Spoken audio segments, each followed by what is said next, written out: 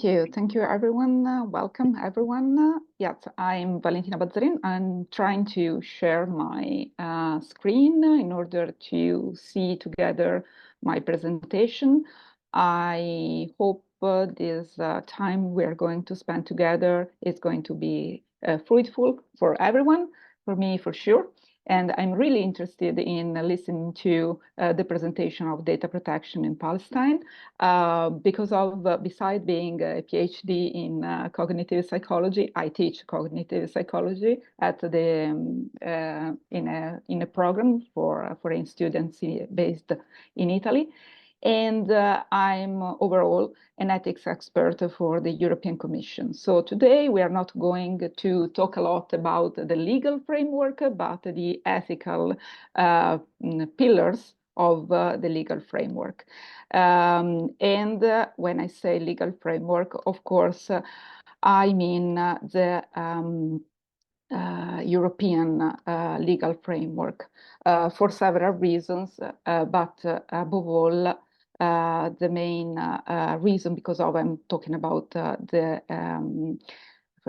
framework from the European perspective is that this is a European project. So when you apply or when you are dealing with any European projects, you need to know which are the ethical pillars of any decision or any review of your work or any suggestion that Europe can give you about how you deal with personal data. So I ask you if my presentation is on your screens. Please give me a feedback, please. Yes, Valentina, we can Thank see you. it perfectly. Thank you. So, as I said, today we are going to talk about data protection, legal framework, and data literacy and management. We are going to talk about, after a short introduction, about digital rights and data protection, data ethics principles, data literacy, AI and its risks. And we will conclude before the intervention of the delegate of the TLC ministry. We are expected to have some learning outcomes, but please confirm if these outcomes will be delivered in a way that you can use after this presentation. So I need also a personal feedback because I'm really involved in this personally and really sincerely involved in this topic. So my expectations are that we will obtain a knowledge of data ethics in the perspective of, in the European perspective. So understanding of data ethics principles and the legal obligation. We will talk about data management, practical strategies for managing data securely and ethically. And we are going to have as outcome some information about data quality and security. That is the ability to evaluate data sources, understand the data lifecycle, and implement the best practices for data quality and security. As I said, I have a PhD in cognitive psychology, but before studying cognitive psychology, I was studying at the University of Bologna with Umberto Eco media studies. So my background is actually in media studies. I co-founded years ago a think tank that is called Period, and it is a think tank that is promoting data feminism in Italy and everywhere in Europe. I don't know if there's someone familiar with the concept of data feminism, but it is a mix between data literacy and intersectional feminism, if I can say that. And I am a member of many communities, but above all, the really active community of open data in Italy and open knowledge everywhere in the world. And I work, as I said, as ethics expert for the European Commission, external expert for the European Commission. I'm in my spare time also a consultant and a trainer. I will use an approach that is interactive. So as you probably have seen, I'm going to use a Slido. That is a way to interact with you. I hope you will have the opportunity to access these short quizzes I'm going to deliver you by using Slido. You can use a mobile phone or a tablet, or if you have a desktop computer, you can access the website, the Slido website in a different tab, and the code I'm going to give you to access our area of Slido to interact. But please open your microphone if you have any question or request, because something I explain is not fully clear, or if I'm speaking too fast, or if I'm not a native speaker. So maybe sometimes my words are not completely clear, especially if I'm not speaking slowly. So please open your microphone and don't be shy. Please interact with me, because it is really hard to interact with a screen or through a screen with people that are on the other side. This is Slido. So our toolkit is composed of this presentation that I'm going to give you and Slido. You can use another mobile device if you want to use the QR code. And if you want to start, even if you open Slido now by using the QR code, you are not going to see any question before the questions are going to appear also on this presentation. So don't worry if you don't see now any question or quiz, because the reason is that is working, but waiting for the moment to show you the quiz and the request or the question I'm going to deliver you by using Slido. Okay, so going into the concepts. As I said, we are going to speak about digital rights or the legal framework. This depends from the point of view we are going to use. I prefer to start with the concept of digital human rights instead of explaining the legal framework, for two reasons.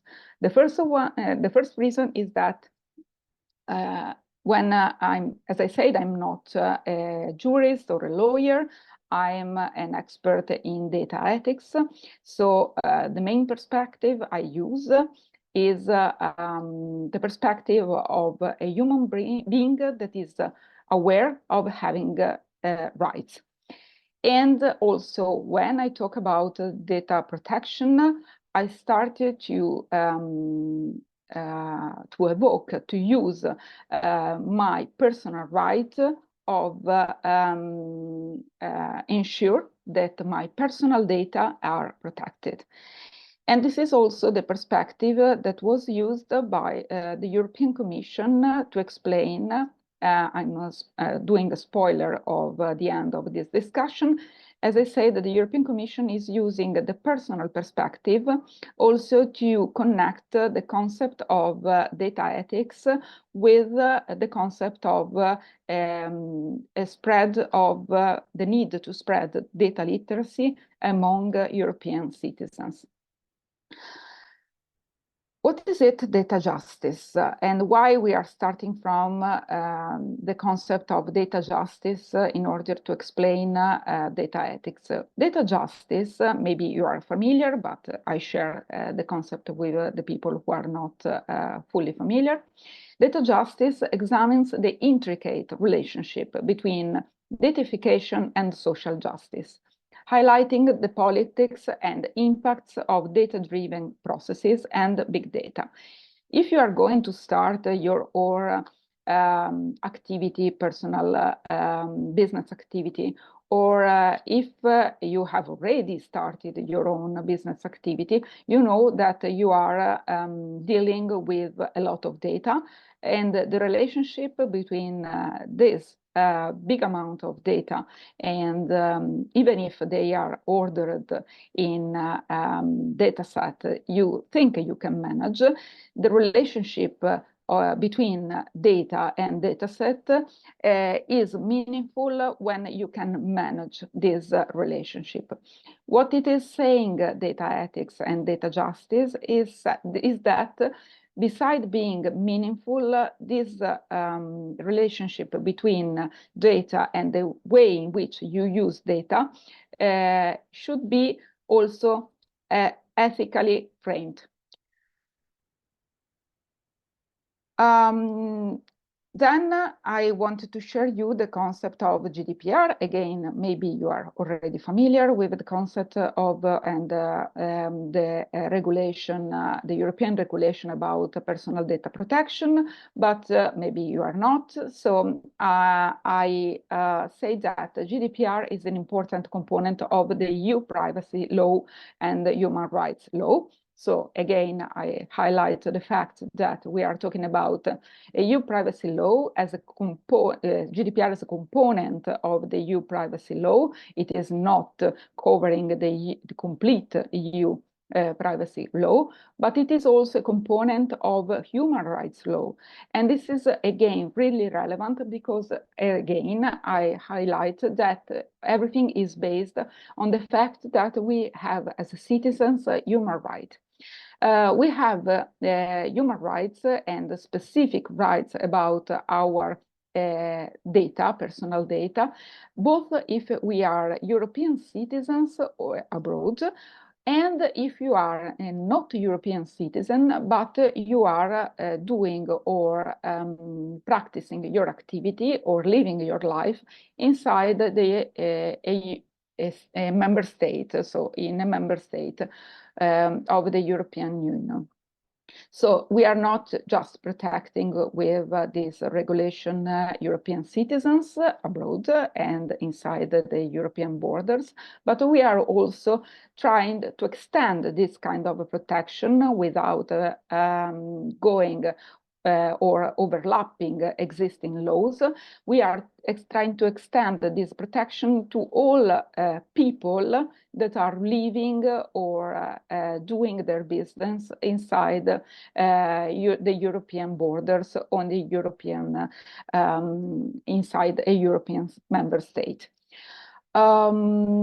Again, we are talking about a human rights law, and in particular, the Article 8 of the Charter of Fundamental Rights of the European Union.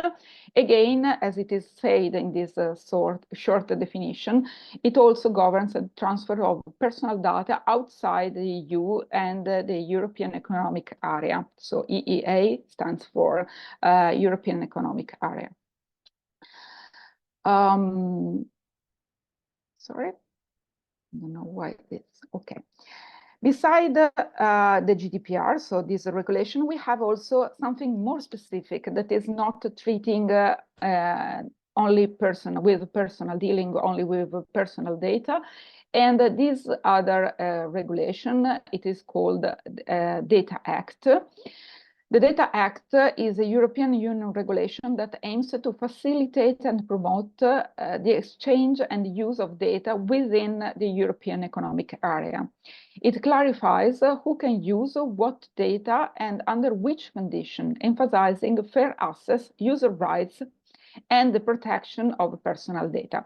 Again, this act is not dealing only with personal data, but it is putting again at the center of its interest personal data and the protection of this personal data, but also the user rights. Also, when we are not talking about personal data, but when we are talking about or referring to the fact that if you wanted to do your business inside the European borders, or if you are a European citizen, you have something that are called user rights, that are not in a different level from the human rights, but are part of the human rights you already have. And then we have another act that is called the Digital Service Act, commonly named the DSA. The Digital Service Act is a regulation that was created or was published actually in 2022, and it is about the illegal content, the transparent advertising, and the disinformation. So this act is not dealing exactly with data, but with all the platforms or with the services that are having the use and the management of data as a core business. It was made to update it was based on a previous law that is called the Electronic Commerce Directive that was published in 2000. And so, sorry for the repetition of in, but it is relevant to know that the European Commission is always updating according to the development of the technology characteristics, also the law that is protecting human rights, digital rights, user rights so that it's protecting people that are using technologies or creating business by using technologies or creating business inside the area of technology. Okay, sorry. Finally, before our quiz, we have the AI Act. The Artificial Intelligence Act is a European Union regulation that establishes a common regulatory and legal framework for AI within the EU. It covers all of AI across various sectors, with exception of specific purposes like military and research. I'm not going to focus on this specific aspect, because I have to say that after years in which the ethics experts were also verifying and mitigating the misuse or the double use of data that were produced during processes managed by the European Commission. Now, the ethics experts are not dealing with the specific purpose of military and the research use, the military use, and we can't comment a possible misuse or double use of data produced for research by actors that are regulated by different or monitored by different actors inside the EU. This is the big difference between our agency in past and our agency now. So if what it happens now, if I see as ethics expert that a technology that was produced by using the European public funds and was aimed to civil purposes, and if I verify that it is possible to use this technology for military purposes also, or for an unfair attack against civilians by a non-military reality, now I can't highlight or warn the European Commission that the process is not ethically conceived, or it is not anymore ethically correct. And this fact changed in the last year.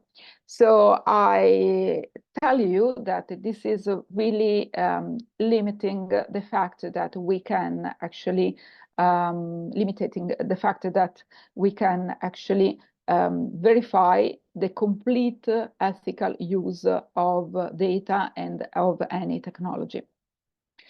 The Act, going back to the AI Act, the Act classifies AI application based on the risk level. and imposes obligation accordingly, aiming to ensure transparency, security, and quality in AI system. So the real new element in this act is the concept of unacceptable risk. We are going to see this concept after in details, but the unacceptable risk is a new concept we need to consider when we are talking about data ethics. And it is introducing again the concept of quality as a part of ethics in AI system with transparency and security. Now, in order to verify if you are, I was able to actually deliver correctly all the information I was supposed to do. I have prepared a quiz. I can see that many people already entered the Slido, so we are ready. And I'm waiting a few seconds in order to see if everyone can access the quiz. I'm waiting for you to use the QR code or to access slido.com and insert the code 7069365. Just a few more seconds. We have only 6 people here out of, I guess, 18 people connected. So 16 people connected. So 7 people joined. Okay, 8. Thank you.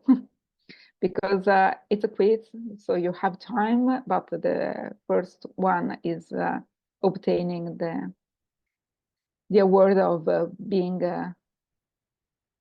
the most quick person and correct person in giving the answer to the question. Okay, the question is going to appear. Are you ready to provide your answer? Go. Okay. And it's not, yeah. Which is the act or regulation that clarifies who can use what data and under which condition, emphasizing fair access, user rights, and the protection of personal data? Tick tock, tick tock, tick tock, tick tock, tick tock. GDPR, Data Act, DSA, AI Act. And time is over. Okay, most of you say the GDPR, but the correct answer was Data Act. So the difference, as I said, is that the GDPR is dealing with personal data only, while the Data Act, it is talking about any kind of data, not only personal data.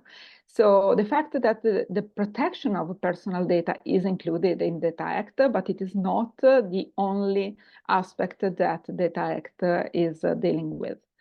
And the first person, I'm happy to say, that is Rania, that I guess is the delegate from the ministry. So if or she has the same name, so I'm happy to say that she is the winner.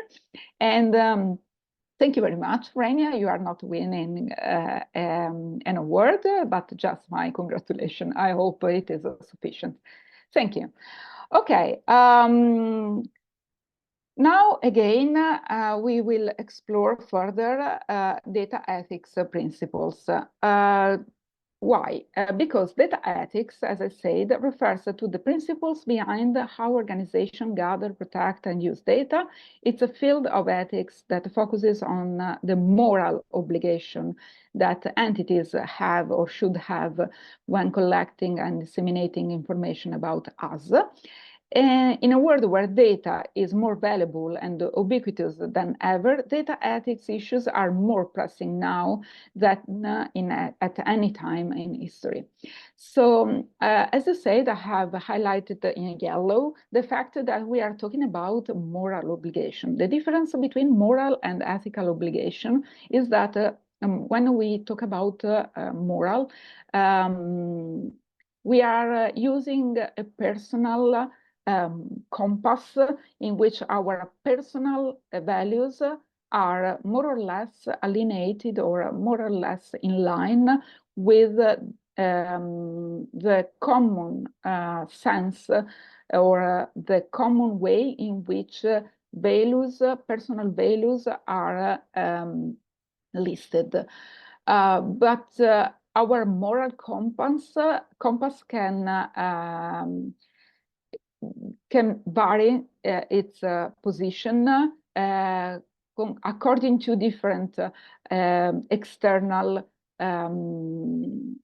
events that are in some ways helping us to change our mind when we realize that our values are not in the order in which we can be aligned with the rest of the people around us, or to find our way to read the relationship with other people also through the data in a way that is acceptable by the society. I have already introduced the concept of having an ethical or a moral compass. The ethical compass is considered the common compass, the common moral, the minimum common moral compass that a society has. So if we want to give another definition of what is an ethical compass, we can say that it is the common moral compass of a society. The ethical compass is defined also as the relationship between, when we are talking about companies or business activities, the relationship between a company's identity, vision, and mission, and its practices for ethical data management. And this element is crucial, of course. We can use the metaphor of a moral compass or a metaphor of an ethical compass when we are talking about a personal way to move inside a complex relationship, or also both when we are talking about a personal way to move inside a system of complex relationship, and when we are talking about the way in which a company is trying to move inside a complex market. The company identity reflects, indeed, the company's identity reflects its core values and principles, and it is really similar to what I was saying about our personal values and principles. And so we can say that the company's identity is guiding its vision, a forward-looking statement of what it aims to achieve. The difference between the vision and the mission, probably you know the difference, but the mission outlines actionable steps to reach the vision, and ethical data management practices ensure that the company respects privacy, maintains transparency, and builds trust with stakeholders, aligning with its core values and supporting the achievement of its vision and mission. So the ethical compass is a way to control if what we are doing in our business is aligned, what it is said, it is considered ethical by the Digital Service Act, for instance, or the Data Act produced by the European Union. Okay, now this is not a quiz, it's a question for you.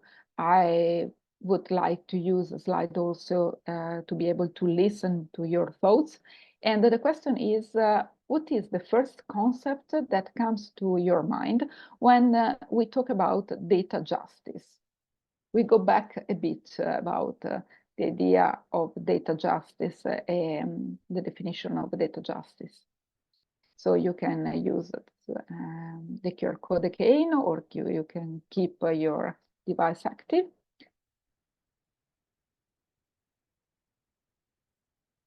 And use this space to write. Availability and access, thank you. Right to protect data.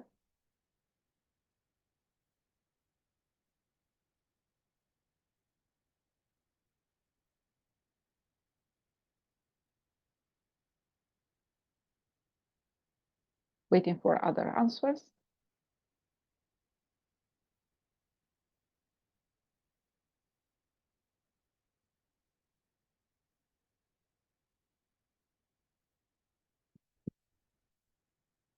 If no one else is writing, we can write to privacy. Thank you.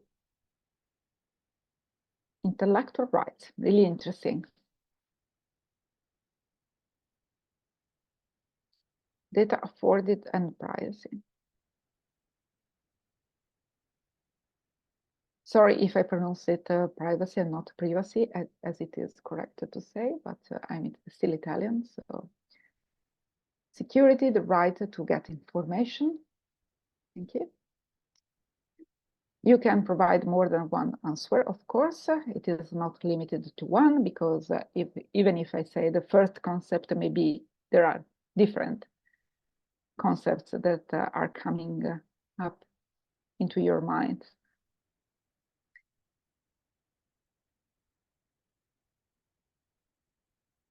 Thank you. I can see it is consolidated. So thank you very much. Everything is really interesting, but what I wanted to highlight, visible to others. Thank you.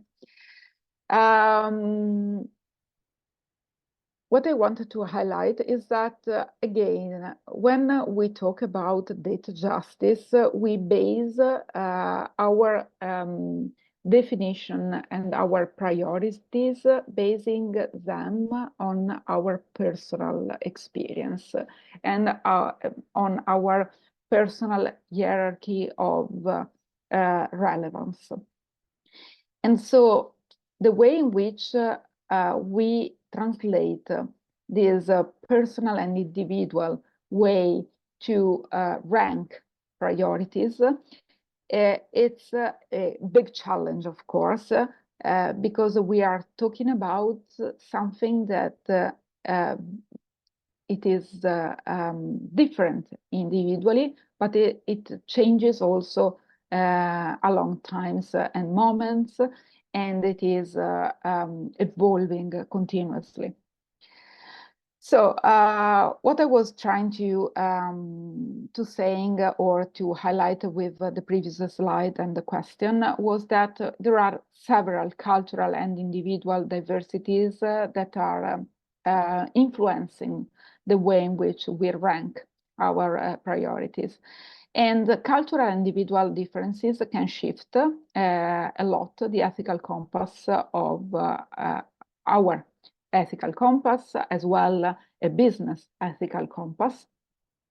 And so it can shift the way in which we guide through our ethical framework, corporate practices. Different backgrounds and personal experiences influences how individuals perceive ethical issues, leading to diverse interpretation of what is considered ethical behavior. This diversity requires companies to adopt inclusive and adaptable ethical guidelines that respect and integrate various perspectives while maintaining a consistent standard of ethical conduct across the organization. The previous slide was really evoking the concept of diversity and equality.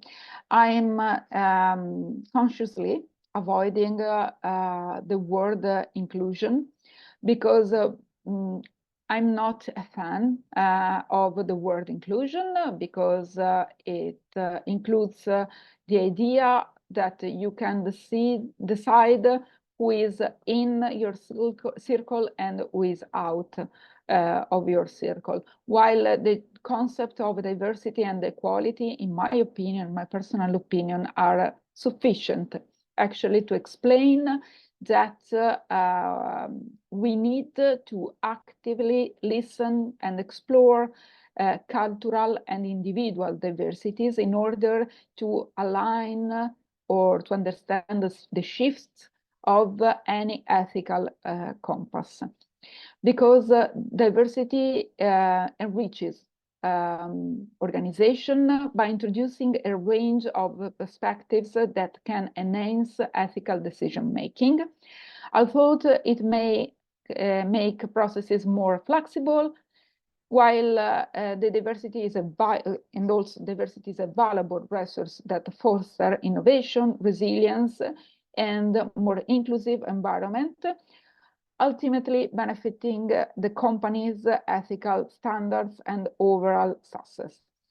In this level, inclusion, the word inclusion is included, because in this interpretation, inclusion is not a process driven by someone position to decide who is in or who is out, what is in and what it is out of the circle, the ethical circle, but it is the environment that is opening itself to any innovation, new idea, or it is open its structure to the fact that to deal with data, you need to be flexible.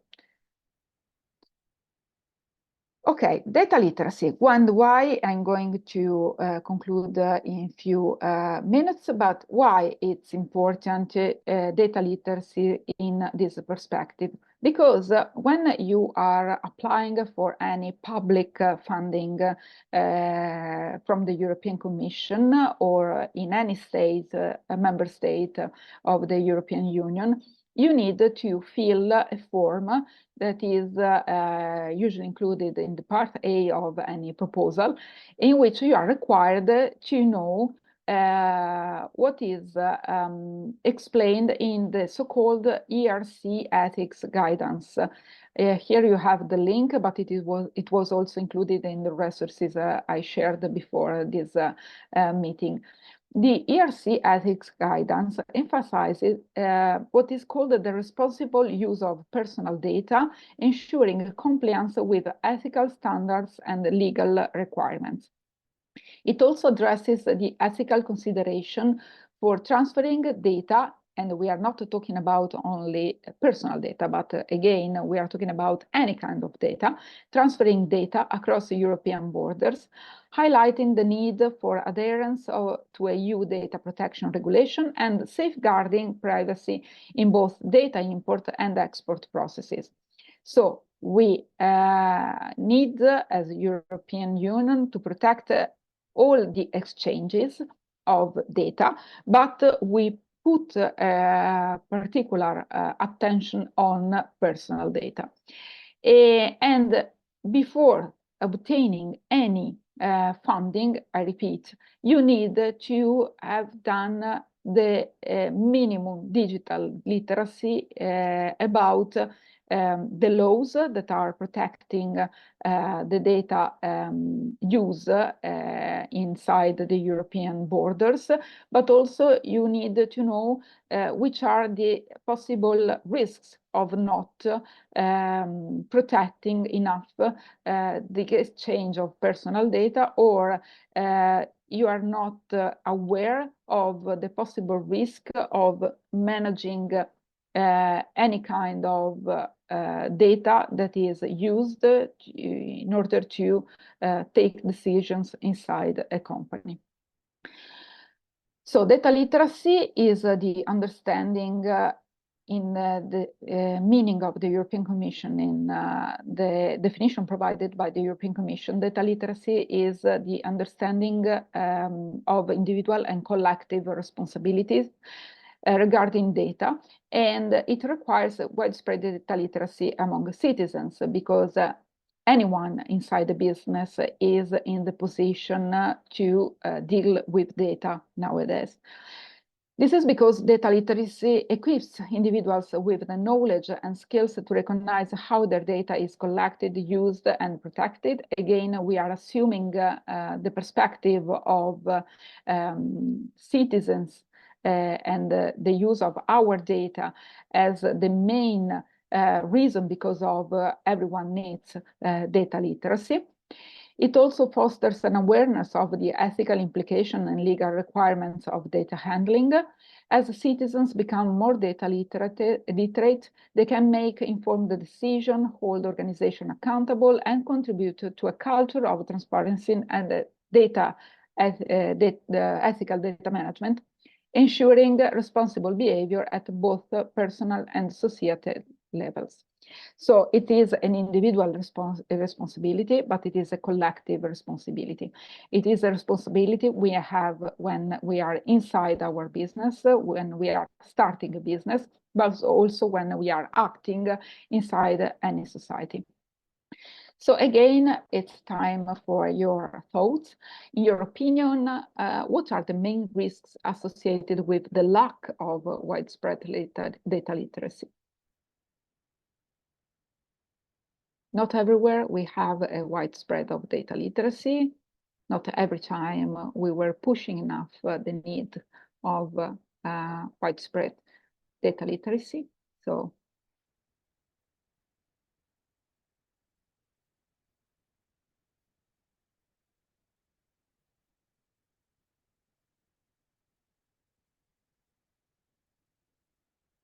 I give you the time to think about it.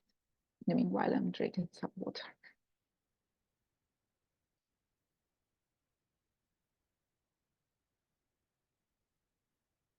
Misuse of data, thanks.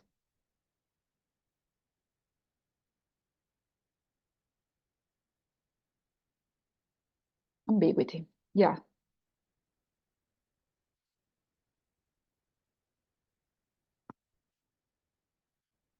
Misleading decision, exactly, plagiarism.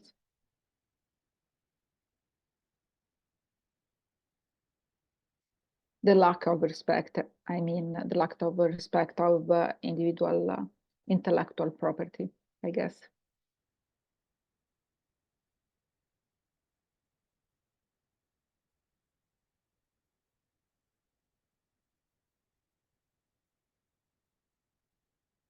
If a society needs or lacks data literacy, what happens in that society?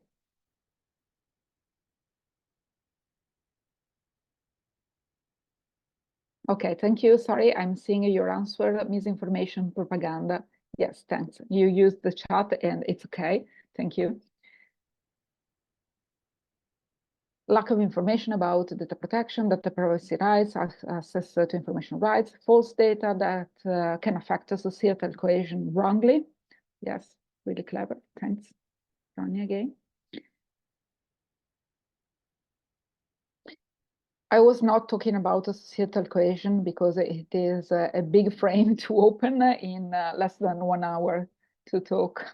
So, but thanks again for the insight.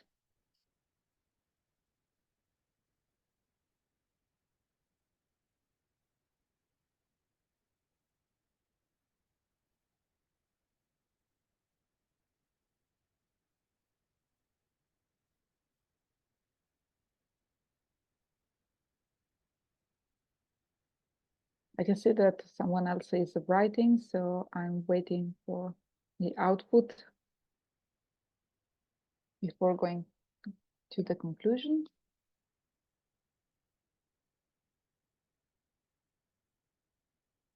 Lack of understanding about data, exactly.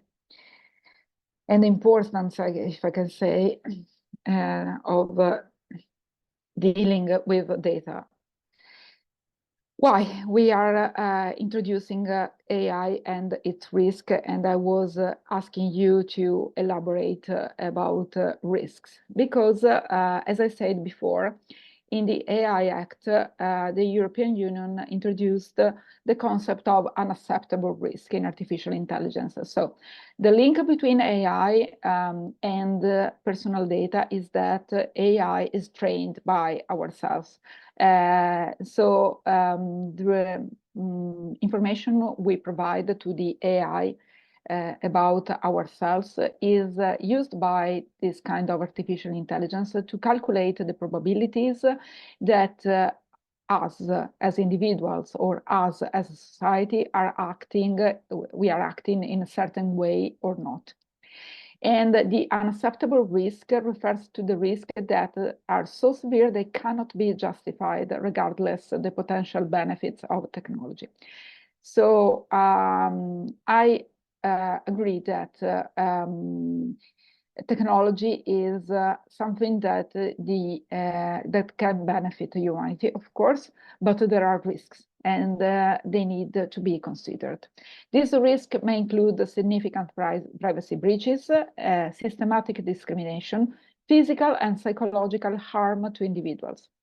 Identifying and mitigating these risks is crucial to ensure, in order to ensure that AI development and usage are ethical and responsible, protecting the right and safety of people, of everyone, not just a small group of people. I have provided an example of an unacceptable risk for a Palestinian entrepreneur. An acceptable risk in the improper use of AI could include, for instance, the potential for biased algorithms to perpetuate or exacerbate discrimination, resulting in an unfair business practices or exclusion of certain groups. I know that you are really aware that this could happen. I can say that this is already happening, and you have rights inside the European Union in order to avoid that this is discriminating your activity. This could harm the reputation of the business and lead to legal and ethical consequences, undermining trust with customers and stakeholders.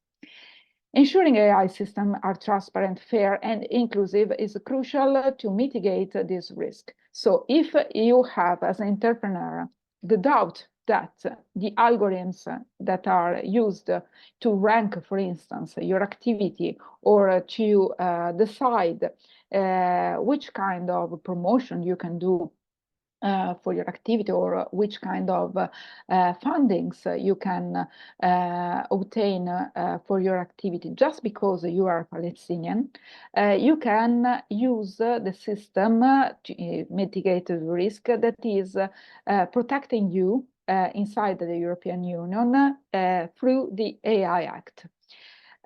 Only if it needs only that you have the doubt that you are discriminated or ranked in a discrimination with discrimination because of you are part of a population or you are writing something or taking part in a debate.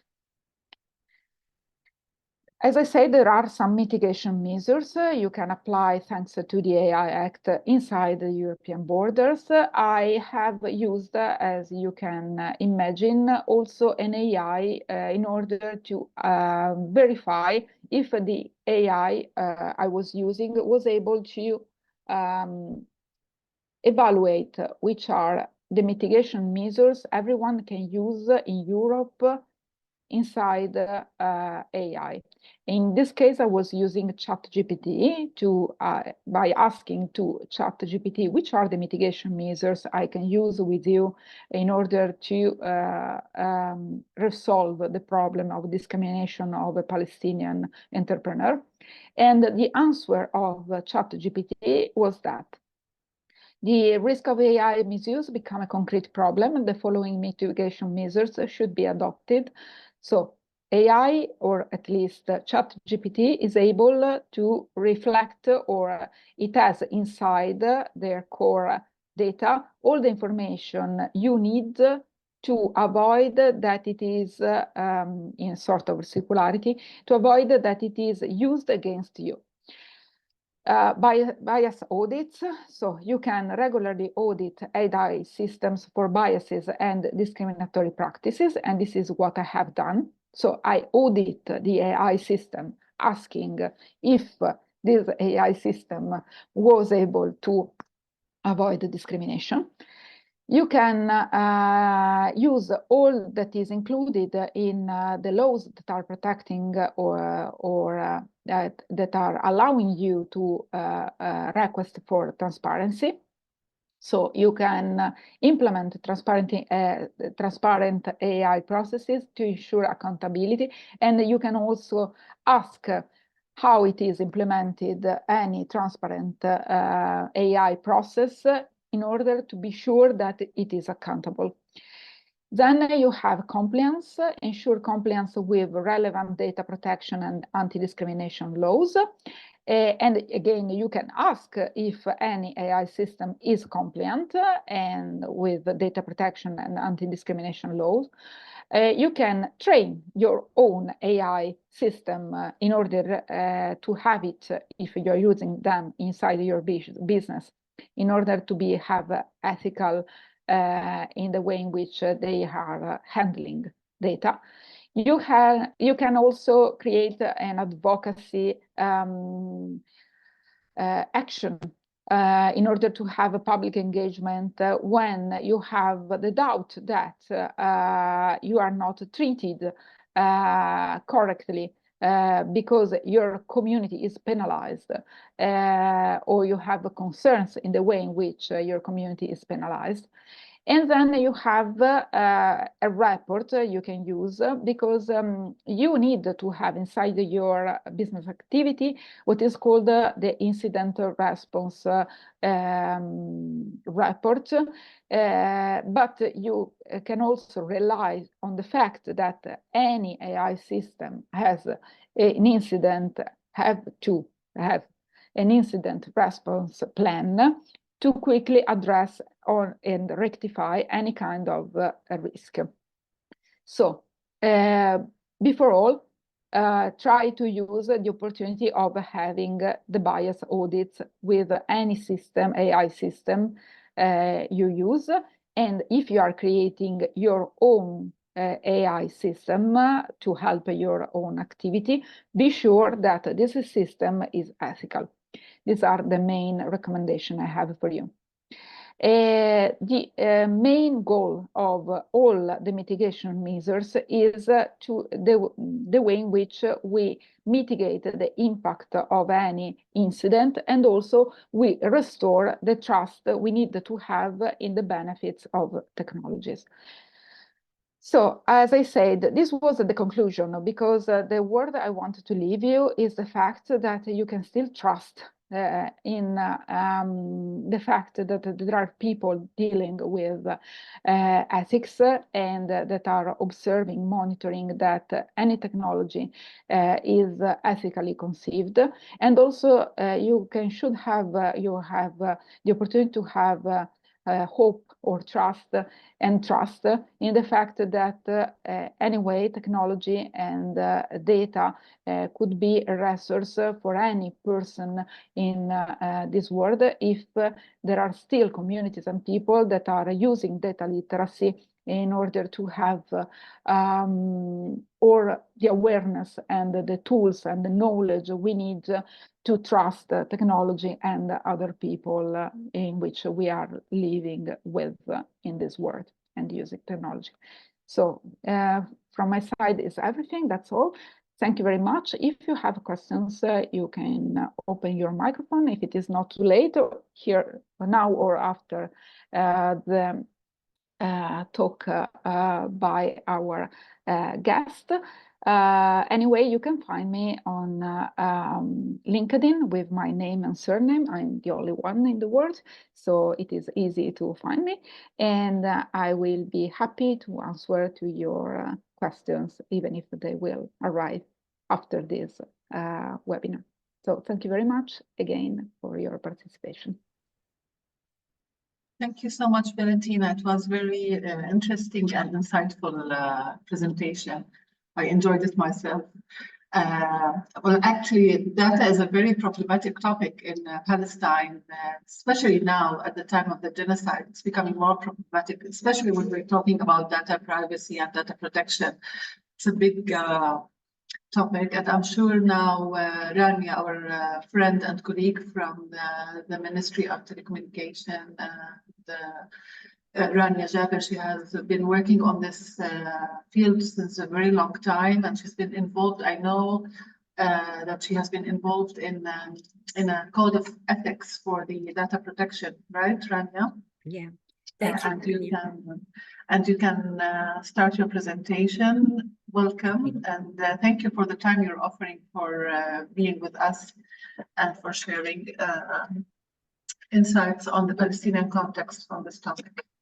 Thank you, Rania. I'm happy to be with you and to present overview about the data management and the classification, also governance in Palestine, data protection. Okay, I'm preparing the presentation in English, but I would prefer to present it in Arabic. Feel free to present in Arabic. Yes, most of the audience are in Arabic, and I'm sure that Valentina can follow with the presentation. I'm putting everything in the presentation. It's very clear and yes. direct. Excellent. Okay. بداية أنا بدي أشرح شوي عن الوضع في الوزارة. إحنا هلأ الوزارة المندات الجديد اسمها صارت وزارة الاتصالات والاقتصاد الرقمي. هلأ إحنا عملنا بالفترة الحالية عم نشتغل جهود في تسريع عملية التحول الرقمي وإطلاق مبادرات لتعزيز الاقتصاد الرقمي. من المبادرات اللي احنا اوريدي يعني بنقدر نحكي عنها يعني بيست بتحتاج لداتا وانه احنا بندعمها، اللي هي مبادره الاوبن داتا. بنفس الوقت هي اطلقت 2018، وبنفس الوقت عندنا برنامج حكومتي والاي جوفرمنت سيرفيسز. اطلقنا تطبيق حكومتي مع البورتال الحكومي. طبعا هذا الحكومه تحتاج من الوزاره يكون عندنا فريم وركس اللي هي بتشجع الداتا شيرنج اند داتا مانجمنت لايك زنار واكس رود، اللي هو بيعمل اكسشينج لاير مع الوزارات عشان يشجع الجي تو جي سيرفيسز مع الوزارات. بالمقابل اوبن داتا انيشيتيف احنا كان في عندنا اطلقنا بورتال عليه هلا 40 مجموعه بيانات، وبنفس الوقت هناك في سياسه داعمه لاتاحه هاي البيانات على المنصه. حقيقه احنا في عندنا تحديات يعني رئيسيه بالداتا مانجمنت والداتا بروتكشن نلقي الضوء عليها قبل ما نروح على الإطار القانوني والتشريعي.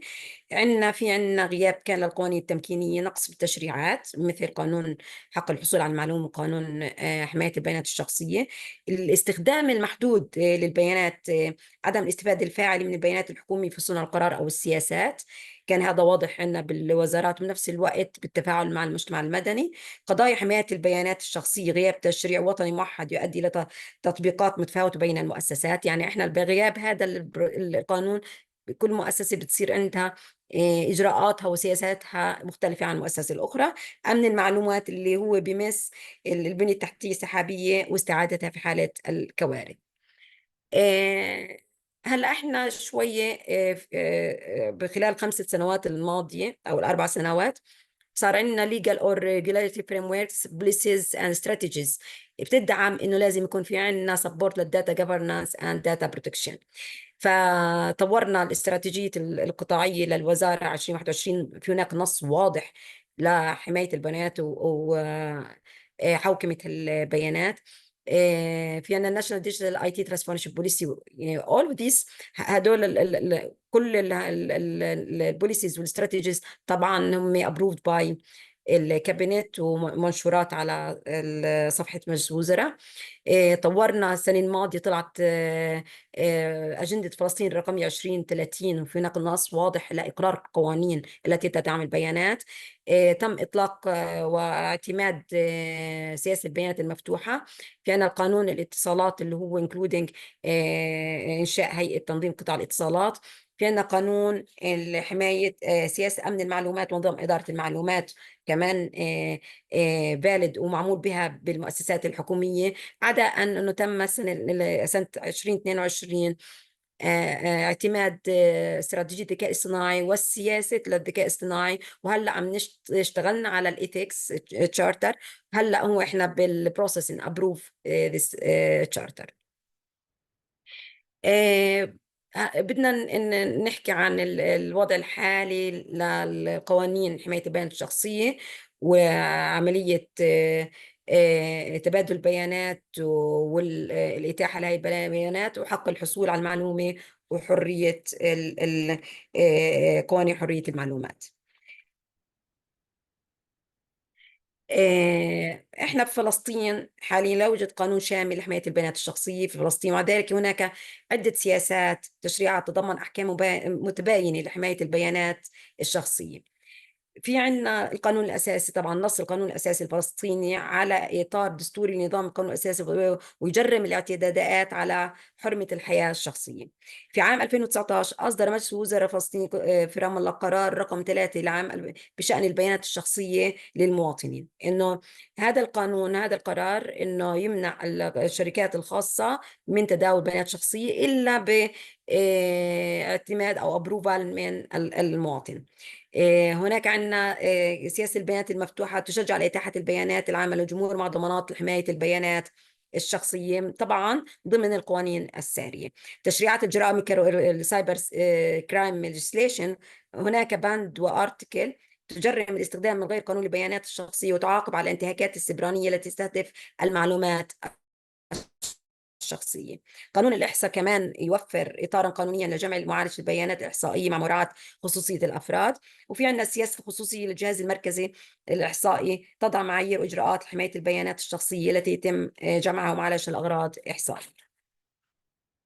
هلا احنا بدنا نحكي شوي عن القانون، عن جهود وزارة الاتصالات والاقتصاد الرقمي. احنا هلا بلشنا، طبعا احنا من سنوات عم نشتغل على القانون تم صياغته بلجنة بقيادة وزارة الاتصالات والاقتصاد الرقمي. هلا احنا بدينا رجعنا القانون للقراءة الثالثة في مجلس الوزراء، واحنا بنأمل انه احنا نقدر انه بفترة وجيزة يتم اقرار قانون القانون لحماية البيانات الشخصية في فلسطين، ولأنه الوزارة عم تعمل جهود حثيثة لإقرارها بفترة وجيزة.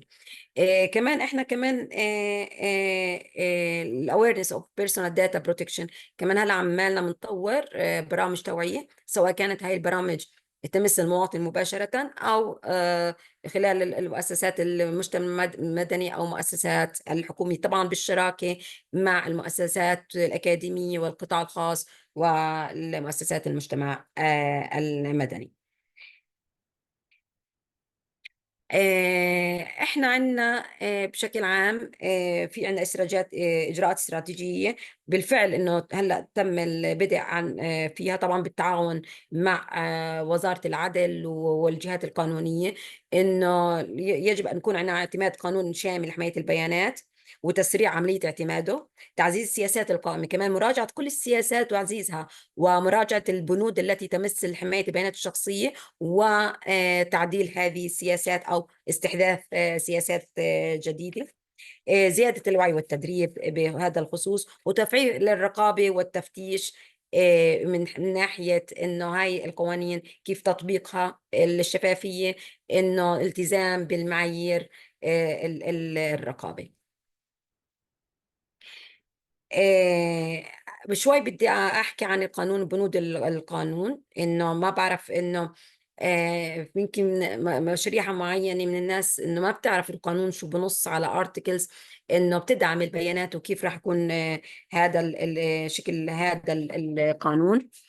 بشكل عام إنه بيهدف مشروع القانون بشكل عام لتنظيم حماية البيانات الشخصية وإقرار الضمانات اللازمة لحماية البيانات الشخصية بما يتوائم مع ممارسات الفضلة لحماية البيانات ووضع معايير وشروط لنقل البيانات داخل الدولة وخارجها.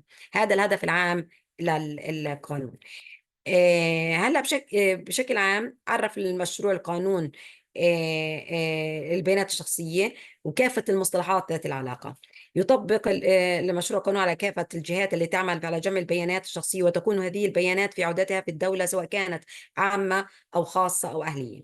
نص مشروع القانون على إنشاء جسم قانوني لحماية البيانات الشخصية وتكون الجهة الإشرافية على هذا الجسم يكون عنده الاختصاصات التالية. اختصاص هذا الجسم رح تكون إعداد السياسة العامة لحماية البيانات الشخصية، وضع خطة استراتيجية وطنية وفقا لهذه السياسة، إقرار الضمانات اللازمة لحماية البيانات الشخصية، إصدار الأذونات اللازمة للمعالجة وفقا لأحكام هذا القانون، البت في الاعتراضات المقدمة على عمليات المعالجة، مراقبة مدى الالتزام بأحكام هذا القرار بقانون والرقابة والتفتيش على أعمال الجهة المسيطرة، إصدار تقرير سنوي بخصوص حماية البيانات الشخصية، تمثيل الدولة لدى الدول والمنظمات الإقليمية والدولية والاتحادات الدولية والهيئات المعنية بحماية البيانات الشخصية. كما أنه بين مشروع القانون الجهات المسؤولة عن جمع البيانات ومعالجتها، الجهة المسيطرة على البيانات، المعالجة ومراقب حماية البيانات، وحدد التزامات ومسؤوليات كل جهة. أكد مشروع القانون على مبادئ الأساسية الواجب اتباعها في جميع البيانات ومعالجتها، كما أكد على حقوق صاحب البيانات، من أهم هذه الحقوق موافقته على معالج بياناته وحقه بالاعتراض على المعالجة. كما نص مشروع القانون على ضوابط عملية لمعالجة البيانات، وأبرز هذه الضوابط عدم تواجد تجاوز الغرض الذي جمعت لأجله هذه البيانات ومشروعية جمع البيانات ومعالجتها. كما نص مشروع القانون على أحكام وضوابط تخص نقل وتبادل البيانات داخل الدولة وخارجها، ونص على فرض عقوبات على مخالفة بعض أحكام ومشاريع القرار بقانون. القرار اللي طلع يعني هلا انا ذكرت بالمقدمه انه في قرار سنه 2019 عشان بخصوص حمايه البيانات الشخصيه وتداول. فانا هون حبيت اعرض الارتيكل انه هي بتنص انه احنا يحظر على الشركات القطاع الخاص تداول البيانات الشخصيه للمواطنين من دون اخذ اذن صريح من قبلهم. طبعا تم نشر هذا القرار بالجريدة الرسمية وتم العمل به من تاريخ نشره بالجريدة الرسمية. أما من ناحية مشاركة البيانات وإمكانية الوصول Data Sharing and Accessibility فلسطين، من ناحية الانفتاح فلسطين هلأ بتحتل المرتبة 26 من أصل 195 دولة في مؤشر البيانات المفتوحة. هون هذا مؤشر على قوي على انفتاح البيانات ووفرها. كانت درجة فلسطين 71 كيف اللي عبارة عن التغطية 68 ودرجة الانفتاح 75. طبعا إطلاق واعتماد سياسة البيانات المفتوحة كمان هذا مؤشر يتوجه نحو تبني مبادئ البيانات المفتوحة على الرغم من أنها لا تزال في مراحلها الأولى. أما بالنسبة للجلوبال داتا باروميتر استناد مؤشر البيانات العالمي، كان شوية إنه عندنا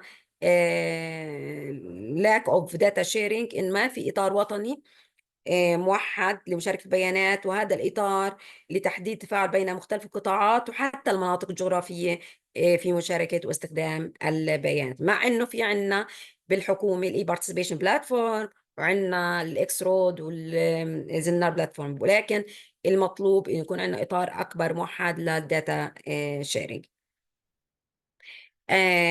هلا من ناحيه قوانين حريه المعلومات وامكانيه الوصول للمعلومه، ما في عندنا فلسطين قانون لحريه المعلومات. في مسوده هناك متداوله قانون حريه المعلومات، ولكن ستيل يعني ما خضعت للقراءة الأولى ولا يعني لسه بمراحلها البدائية.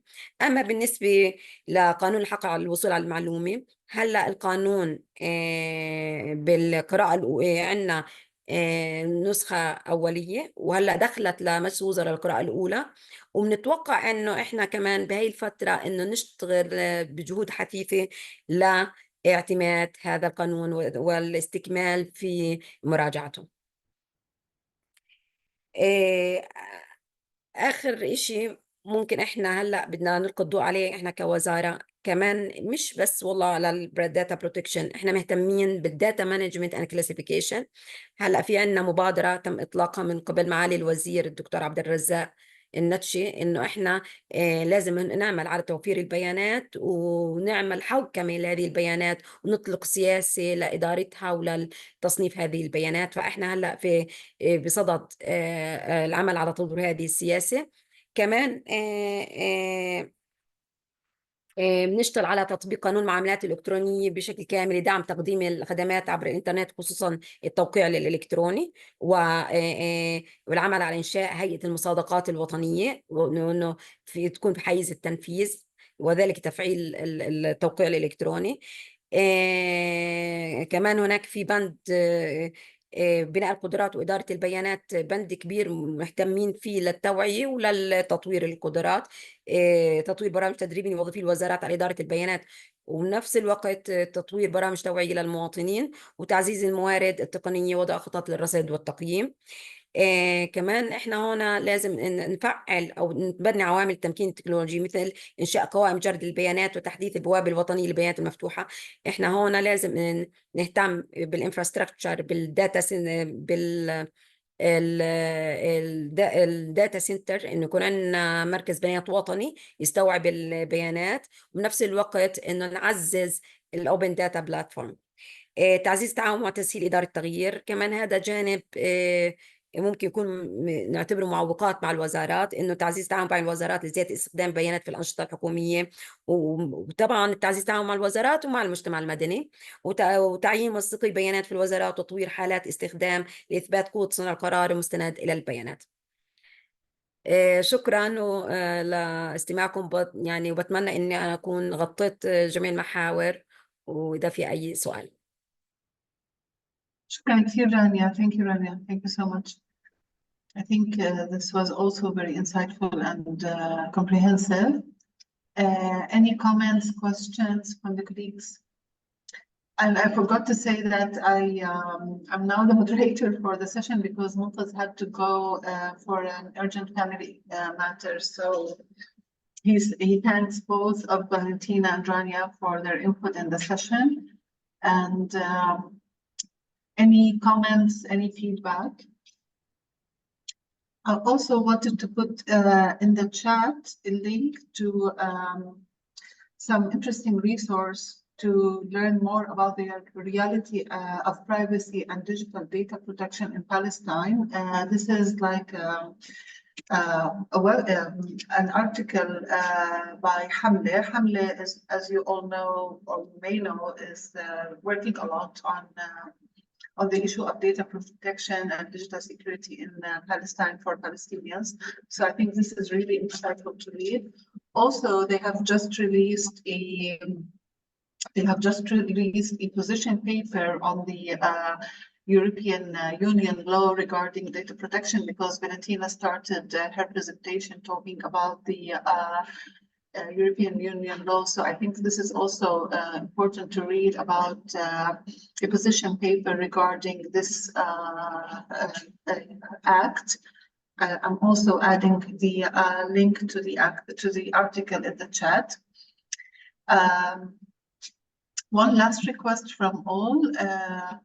It's very important for us to know your feedback regarding the session. I think we all want to know in order to improve, develop the presentations if needed.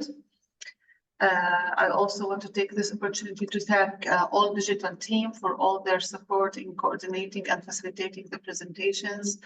Thank you, Rania, for your time being with us. Thank you so much, Valentina, for the very good presentation, and we hope that we meet again. Thank you, everybody, all the participants who have been joining us for all the webinars, the online webinars, and who've been interacting and providing their input. And I'm sure we have all gained a lot from these webinars, and we'll see this reflected in the training program that will be developed by this wonderful team. So the link to the evaluation is in the chat. It will only take you 3 minutes, as all digital say. So any last comments from anybody, or should we conclude? I needed to thank you all because it was really interesting, and if I can say, your legislative environment is better than the one we have in Italy, and so thank you very much, because it was really inspiring, especially in the part about open data and the right to access information and transparency, despite the complicated framework and environment and times in which you are living in. Thank you very much. I'm really empathetic and sympathetic with your part. Thank you. Thank you, Valentina. Very much appreciated, really. And let's hope when we meet again, things will be better than they are now for everybody. The evaluation link for the evaluation is in the chat, so we appreciate if you take the time to do it. And I think by this we can conclude, and have a great day, everybody. Be well, be safe. Thank you, everyone, for Thank joining you. today. Thank you. Bye. See you next time. Bye. Bye-bye. Thank you. Thank you. Bye-bye. Thank you.